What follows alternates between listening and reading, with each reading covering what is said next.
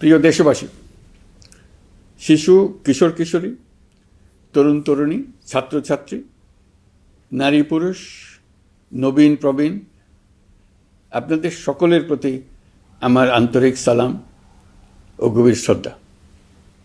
আসসালামু আলাইকুম। শুরুতেই আমি দেশের সবাইকে শুভেচ্ছা জানাচ্ছি। দীর্ঘ 17 বছর পর একটি উৎসব মুখর, অংশগ্রহণমূলক ও শান্তিপূর্ণ জাতীয় নির্বাচন সফলভাবে সম্পন্ন করার জন্য এই নির্বাচনের মাধ্যমে জনগণ, ভোটার, রাজনৈতিক দল, প্রার্থী, নির্বাচন সংশ্লিষ্ট প্রতিষ্ঠান ও আইনশৃঙ্খলা বাহিনী সম্মিলিতভাবে একটি প্রশংসনীয় নজির সৃষ্টি করেছে। ভবিষ্যতে বাংলাদেশের নির্বাচন কেমন হওয়া উচিত, এই নির্বাচন তার একটি উৎকৃষ্ট উদাহরণ হয়ে থাকবে। প্রিয় দেশবাসী, বিগত 18 মাস আমার উপর অর্পিত দায়িত্ব নিষ্ঠার সাথে পালন শেষে একটি নির্বাচিত সরকারের কাছে দায়িত্ব হস্তান্তরের প্রাক্কালে অন্তর্বর্তী সরকারের প্রধান উপদেষ্টা হিসেবে আজ আমি আপনাদের কাছ থেকে বিদায় নেবার জন্য উপস্থিত হয়েছি। আজ বিদায়ের দিনে 5ই আগস্টের কথা স্মরণ করে আপনাদের কিছু কথা বলব। কি মহা মুক্তির দিন ছিল সেদিনটি, সে কি আনন্দের দিন। বাংলাদেশিরা দেশে বিদেশে যে যেখানে ছিল আনন্দে চোখের পানি ফেলেছিল। দৈত্যের গ্রাস থেকে তরুণ ছাত্রছাত্রীরা দেশকে বের করে এনেছে, দেশ মুক্ত হয়েছে। কিন্তু দেশ সম্পূর্ণ অচল। এই অচল দেশটিকে কিভাবে সচল করা যাবে সেটা ছিল সবার মনে। অভ্যুত্থানের ছাত্র নেতারা ঠিক করল দেশকে সচল করার জন্য একটি সরকার লাগবে। সরকার গঠন ও চালাবার জন্য তারা আমাকে খবর দিল। আমি তখন বিদেশে, আমি দায়িত্ব নিতে রাজি না। তারা জাতির প্রতি কর্তব্য পালনের কথা বলে আমাকে রাজি করালো। 18 মাস পর এখন আমার যাওয়ার পালা। আমি আজ আমার কাজ হতে বিদায় নিতে আপনাদের সামনে এসেছি। আমাদের প্রথম কাজ ছিল দেশকে সচল করা। এটি ছিল সবচেয়ে কঠিন কাজ। যারা দেশকে লুটে পুটে খেত তারাই দেশের এই যন্ত্র চালাতো। তাদের একান্ত অনুগত লোকজন নিয়ে অভ্যুত্থানের সঙ্গে সঙ্গে সবাই পালিয়ে গেছে। বড় কর্তা পালিয়েছে, মাঝারি কর্তা পালিয়েছে, অন্যরা ভোল পাল্টিয়েছে অথবা আত্মগোপনে চলে গেছে। কেউ নানাজনের সুপারিশ নিয়ে আসছে, তারা অভ্যুত্থানের গোপন সৈনিক ইত্যাদি। সরকারের ভেতর যারা পালিয়ে যাননি তাদের মধ্যে কাকে বিশ্বাস করবেন, কাকে বিশ্বাস করবেন না, এটি মহাসংকট হয়ে দাঁড়ালো। যতই মৃতদেহের অঙ্গ প্রত্যঙ্গবিহীন দেহের সন্ধান আসছিল ততই তারা চিহ্নিত হচ্ছিল। সেই থেকে 18 মাস চলে গেছে। অবশেষে 12ই ফেব্রুয়ারি আসলো। 1.5 যুগ পরে দেশে একটি জাতীয় নির্বাচন এবং ব্যাপক সাংবিধানিক পরিবর্তনের জন্য সর্বসম্মত জুলাই সনদের উপর গণভোট অনুষ্ঠান হলো। এই নির্বাচনে উৎসবমুখর পরিবেশ, দেশের সর্বত্র একটা ঈদের পরিবেশ ছিল যা আমাদের ইতিহাসে স্মরণীয় হয়ে থাকবে। এই প্রতিদ্বন্দ্বিতামূলক নির্বাচনে যারা জয়ী হয়েছেন তাদের আমি অভিনন্দন জানাচ্ছি। যারা পরাজিত হয়েছেন তাদেরকেও আমি অভিনন্দন জানাচ্ছি। হার জিতেই হলো গণতন্ত্রের সৌন্দর্য। যারা জয়ী হয়েছেন তারা মোট ভোটের প্রায় অর্ধেক পেয়েছেন। যারা জয়ী হতে পারেননি তারাও মোট ভোটের অর্ধেক পেয়েছেন। যারা জয়ী হতে পারেননি তারা এই জেনে আশ্বস্ত হবেন যে প্রায় অর্ধেক ভোটার আপনাদের উপর আস্থা রেখেছে। আগামী দিন নতুন সরকার দায়িত্ব গ্রহণ করবে। এর মাধ্যমে আমাদের 18 মাসের দায়িত্বের সমাপ্তি হবে। 24শে জুলাই মাসে বাংলাদেশের মানুষ এক অভূতপূর্ব অভ্যুত্থানের মধ্য দিয়ে তাদের মুক্তি, আকাঙ্ক্ষা ও মর্যাদার দাবি উচ্চারণ করেছিল। সেই সময় দেশ একটি গভীর রাজনৈতিক, অর্থনৈতিক, প্রাতিষ্ঠানিক ও মানবিক সংকটে নিপতিত ছিল। রাষ্ট্রযন্ত্রের উপর মানুষ আস্থা হারিয়ে ফেলেছিল। গণতন্ত্র হয়েছিল ধূলিসাৎ, ভবিষ্যৎ ছিল অনিশ্চিত। ঠিক সেই সংকটময় সময়ে আমাকে আহ্বান জানানো হয়েছিল একটি লক্ষ্য সামনে রেখে বাংলাদেশকে আবার স্বাভাবিক জীবনে ফেরানোর জন্য 3টি দায়িত্ব দেওয়া হয়েছিল: সংস্কার, বিচার এবং নির্বাচন। আমি ও আমার সহকর্মীরা সবাই আমরা সেই অঙ্গীকার রক্ষার চেষ্টা করে গেছি। কোথায় কতটুকু সাফল্য অর্জন করতে পেরেছি, কোথায় ব্যর্থ হয়েছি, সে বিচারের ভার আপনাদের উপর থাকলো। আমাদের প্রচেষ্টায় কোনো ঘাটতি ছিল না। আমরা মানবতা বিরোধী অপরাধ, দুর্নীতি ও অনিয়মের বিচার প্রক্রিয়াকে রাজনীতি ও প্রতিশোধের ঊর্ধ্বে রেখেছি। আমরা ভঙ্গুর প্রতিষ্ঠানগুলোর প্রশাসনিক, বাণিজ্যিক, আর্থিক সংস্কারে হাত দিয়েছি, যাতে ভবিষ্যতে কোনো সরকার জনগণের ইচ্ছার বিরুদ্ধে নিজেকে স্থাপন করতে না পারে। আর সর্বোপরি আমরা একটি উৎসবমুখর, অবাধ, নিরপেক্ষ, শান্তিপূর্ণ, পরিচ্ছন্ন ও বিশ্বাসযোগ্য জাতীয় নির্বাচনের আয়োজন করেছি, যার মাধ্যমে জনগণ আবার তাদের ভোটাধিকার ফিরে পেয়েছে। এই নির্বাচন কেবল একটা ক্ষমতা হস্তান্তরের প্রক্রিয়া নয়, এটি বাংলাদেশের গণতান্ত্রিক ব্যবস্থার নতুন অভিযাত্রার সূচনা, নতুন বাংলাদেশের জন্ম। এই অর্জনের পেছনে যারা ছিলেন, জুলাইয়ে রাস্তায় নেমে আসা প্রতিবাদকারী তরুণ তরুণীরা, সেই সাহসী মানুষগুলো, শহীদ ও আহতরা, তাদের প্রতি আমি গভীর শ্রদ্ধা ও কৃতজ্ঞতা জানাচ্ছি। তাদের অভূতপূর্ব ত্যাগ ছাড়া এই পরিবর্তন সম্ভব হতো না। এই প্রক্রিয়া সফল করতে দেশের আবালবৃদ্ধ বনিতা সকলেই সহযোগিতা করেছেন। প্রাতিষ্ঠানিক দিক থেকে দেশের রাজনৈতিক দলসমূহ, নির্বাচন কমিশন, সকল আইনশৃঙ্খলা বাহিনী, সশস্ত্র বাহিনী, সরকারি কর্মকর্তা কর্মচারী ও প্রশাসনের প্রতিটি স্তরের সদস্যরা আন্তরিক সহযোগিতা করেছেন। আপনাদের প্রতি আমার আন্তরিক কৃতজ্ঞতা রইল। আপনাদের ধৈর্য, পেশাদারিত্ব ও আস্থার উপর ভর করেই এই পথ চলা সম্ভব হয়েছে। প্রিয় দেশবাসী, 24-এর গণ অভ্যুত্থানের সময় দেয়ালে দেয়ালে তরুণরা যে নতুন বাংলাদেশের স্বপ্ন এঁকেছিল, তার কেন্দ্র ছিল প্রাতিষ্ঠানিক সংস্কার। সেই প্রত্যাশা বাস্তবায়নে অন্তর্বর্তী সরকার প্রায় 130টি নতুন আইন ও সংশোধনী প্রণয়ন করেছে এবং প্রায় 600টি নির্বাহী আদেশ জারি করেছে, যার প্রায় 84% ইতিমধ্যে বাস্তবায়িত হয়েছে। এই সংস্কারসমূহ নাগরিক অধিকারকে সংহত করেছে, বিচার ব্যবস্থাকে শক্তিশালী করেছে এবং গুম, খুন ও বিচার বহির্ভূত হত্যার সংস্কৃতি যেন আর কখনো ফিরে না আসে সেটা নিশ্চিত করেছে। আমরা দায়িত্ব গ্রহণের সময় দেশের আইনশৃঙ্খলা পরিস্থিতি ছিল অত্যন্ত ভঙ্গুর। থানাগুলো ছিল পুলিশশূন্য, জনগণের মধ্যে আস্থার বদলে ভয় ও শঙ্কা তৈরি হয়েছিল। ধাপে ধাপে আমরা সেই অবস্থার পরিবর্তন ঘটিয়েছি। আজ পুলিশ আর মারণাস্ত্র ব্যবহার করে না, বেআইনিভাবে কাউকে তুলে নিয়ে যায় না, বন্দুকযুদ্ধের নামে হত্যা করে না, পুলিশ ও গোয়েন্দা বাহিনীর ভয়ে কাউকে ডিলিট বাটন চাপতে হয় না। জনবান্ধব ও জবাবদিহিমূলক বাহিনী হিসেবে গড়ে তোলার লক্ষ্যে পুলিশ কমিশন অধ্যাদেশ 2025 প্রণয়ন করা হয়েছে। বিচার বিভাগকে স্বাধীন ও শক্তিশালী করতে পৃথক সচিবালয় গঠন, বিচারক নিয়োগে স্বচ্ছ কাঠামো এবং দেওয়ানি ও ফৌজদারি আইনে যুগান্তকারী সংস্কার করা হয়েছে। সেপারেশন অব জুডিশিয়ারির জন্য মাজদার হোসেন মামলার রায় আমরা বাস্তবায়ন করে গেলাম। গুমকে মানবতার বিরুদ্ধে অপরাধ হিসেবে স্বীকৃতি দিয়ে আন্তর্জাতিক অপরাধ ট্রাইব্যুনাল আইন সংশোধন করা হয়েছে।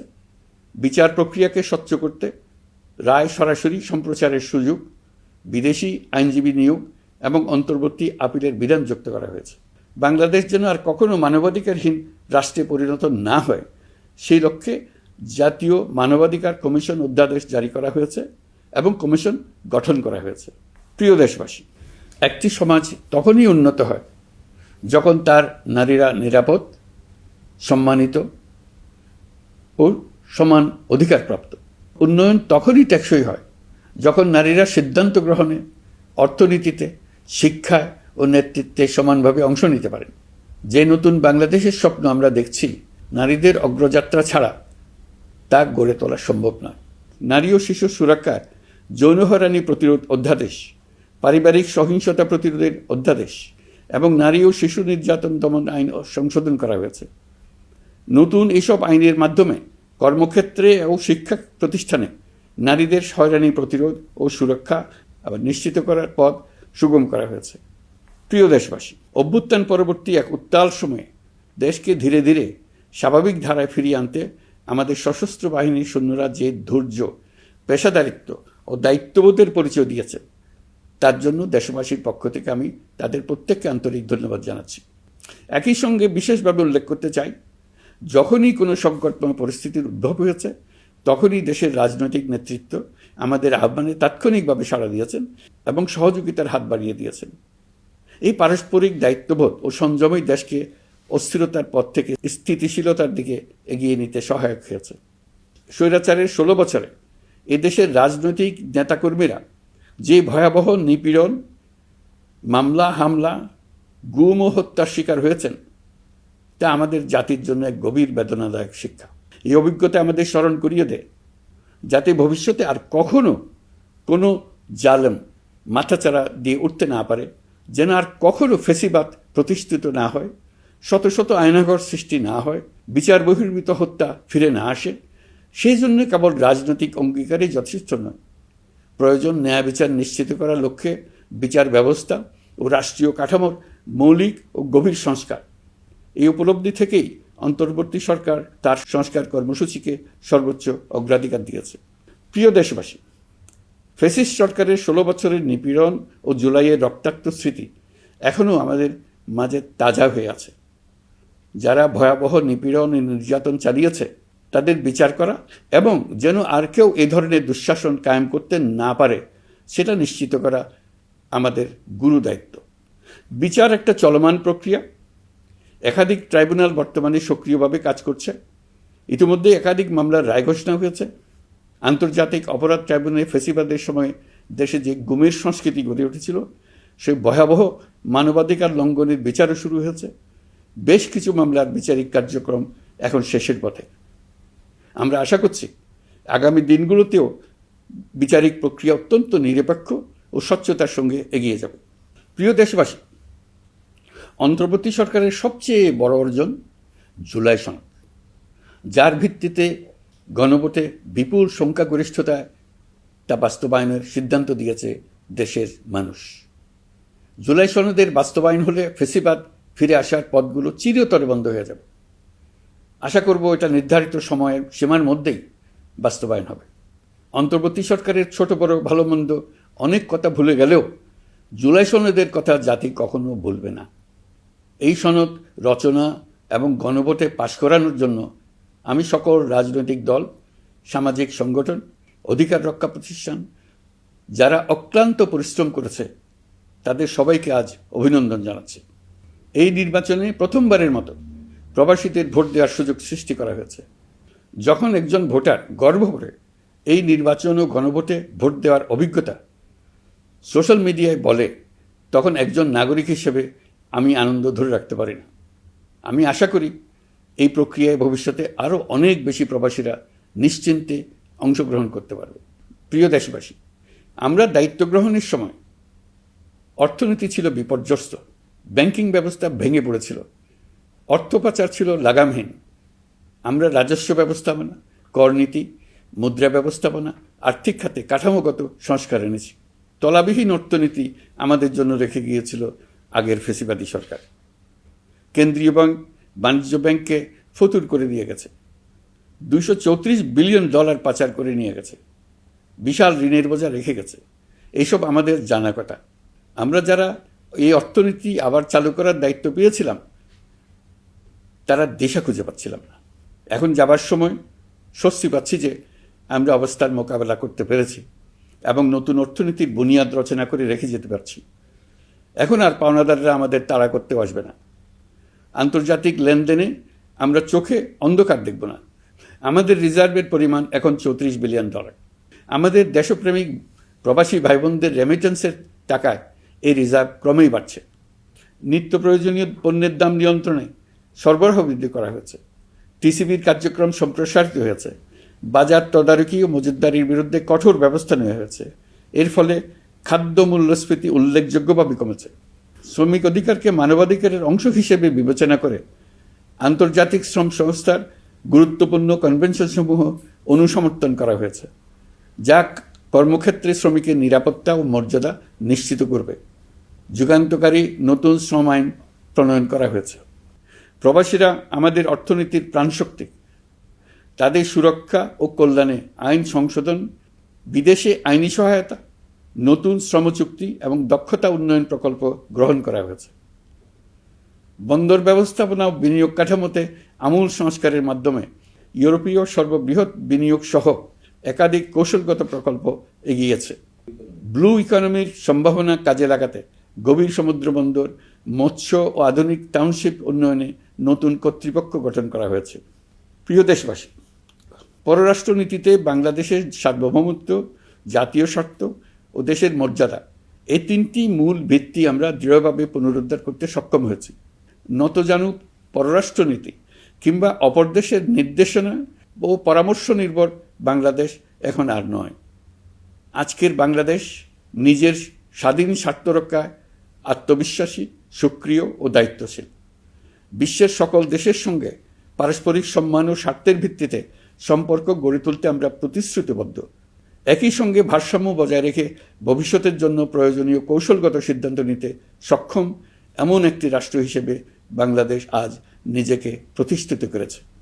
রোহিঙ্গা সংকট আমাদের জাতীয় নিরাপত্তা, আঞ্চলিক স্থিতিশীলতা ও অর্থনীতির উপর একটা গুরুতর দীর্ঘস্থায়ী চাপ সৃষ্টি করে রেখেছে।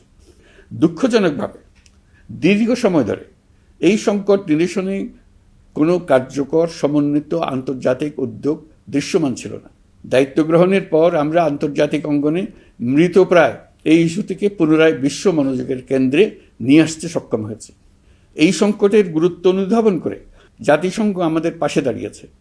জাতিসংঘের মহাসচিব নিজে বাংলাদেশ সফর করেছেন এবং সমস্যার টেকসই সমাধানে সহায়তার অঙ্গীকার ব্যক্ত করেছেন।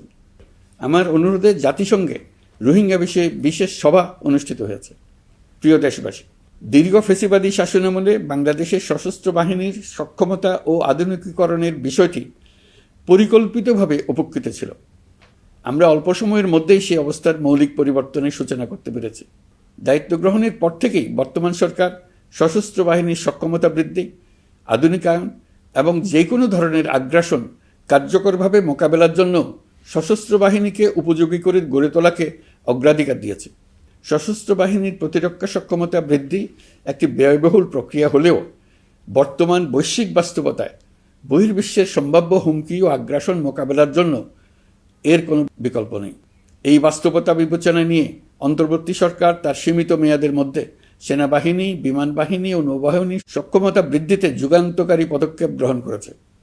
আমি দৃঢ়ভাবে বিশ্বাস করি এই উদ্যোগগুলোর ধারাবাহিকতা ভবিষ্যতের নির্বাচিত গণতান্ত্রিক সরকারসমূহ অব্যাহত রাখবে, যাতে বাংলাদেশের জাতীয় নিরাপত্তা, স্বাধীনতা, সার্বভৌমত্ব, আঞ্চলিক অখণ্ডতা দীর্ঘমেয়াদে নিশ্চিত করা যায়।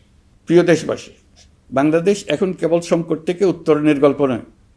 বাংলাদেশ আজ অমিত সম্ভাবনার দেশ। আমাদের ছেলেমেয়েরা অসীম সম্ভাবনা নিয়ে জন্মায়। এটি সাহসী, সৃজনশীল, উদ্যমী তরুণদের দেশ। তাদের দরকার উপযুক্ত শিক্ষা, বিশ্বমানের প্রশিক্ষণ এবং এমন একটি রাষ্ট্র ব্যবস্থা যেখানে মেধা ও পরিশ্রম ও সততার মূল্য আছে। সারা বিশ্বে অর্থনৈতিক কর্মকাণ্ড পরিচালনায় প্রতি বছর বিপুল সংখ্যক দক্ষ, কর্মঠ, শৃঙ্খলাবদ্ধ কর্মীর প্রয়োজন তৈরি হচ্ছে, আর বাংলাদেশে আছে কর্মক্ষম বিপুল তরুণ সম্প্রদায়।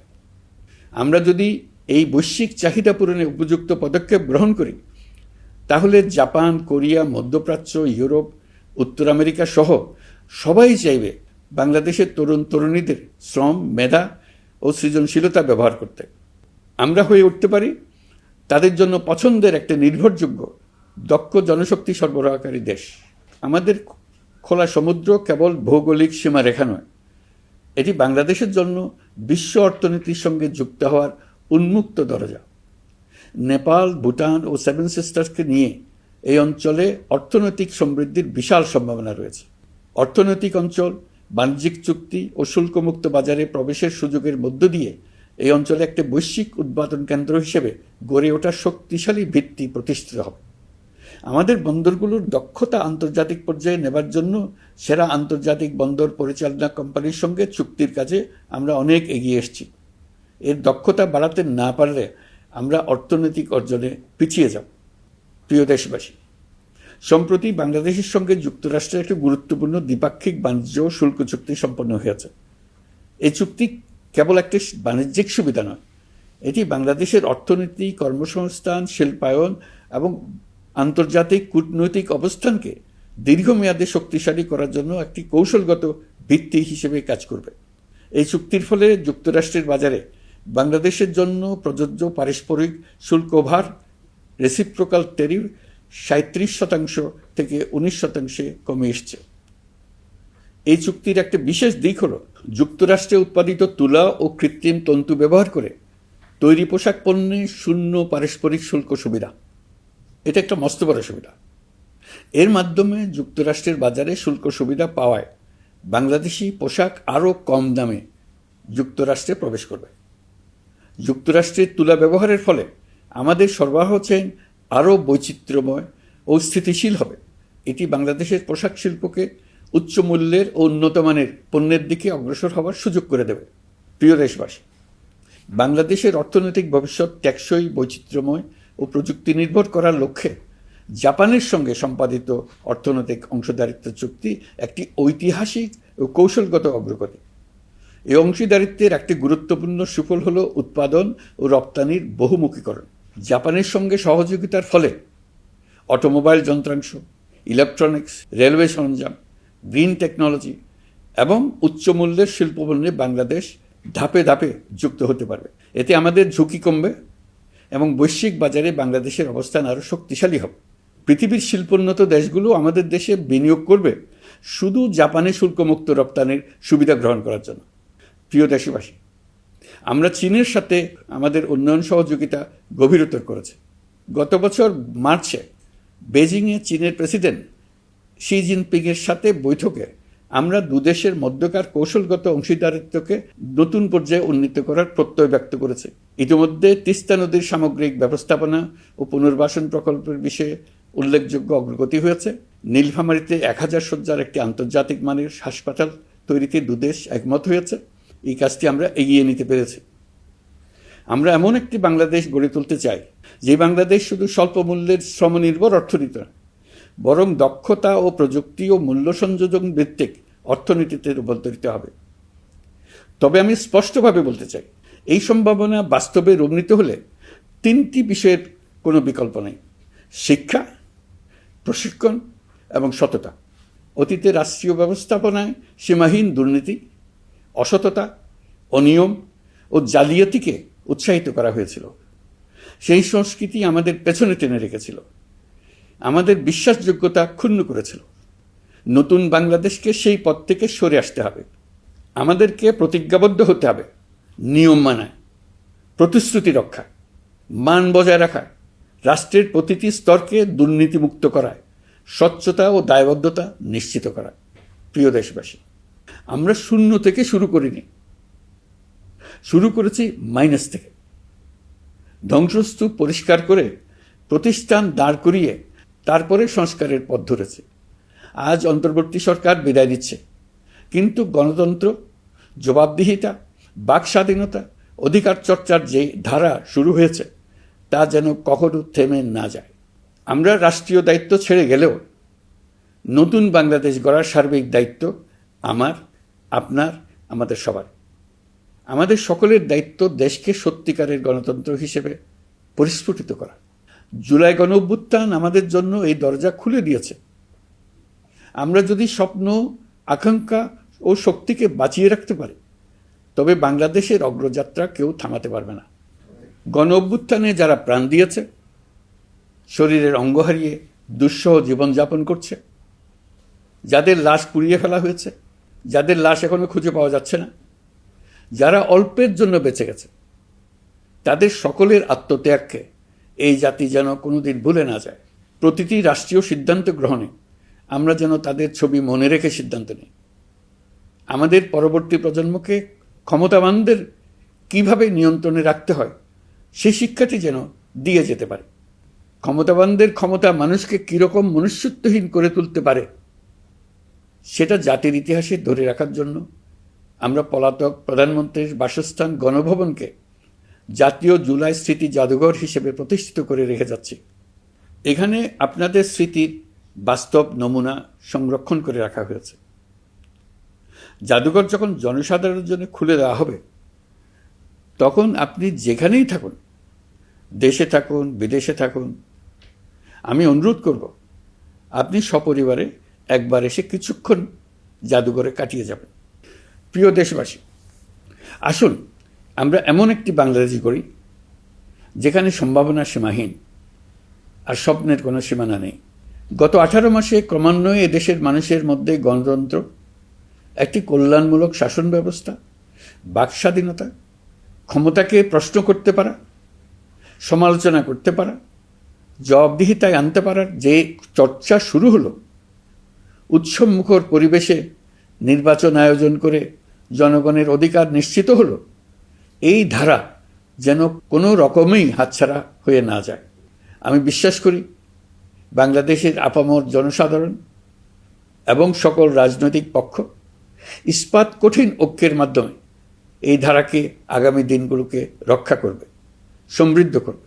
অধিকারের বিষয়ে, দেশের স্বাধীনতা সার্বভৌমত্বের বিষয়ে পরবর্তী প্রজন্মের জন্য একটি সুন্দর বাংলাদেশ গড়ে তোলার প্রত্যয়ে দৃঢ় থাকতে হবে।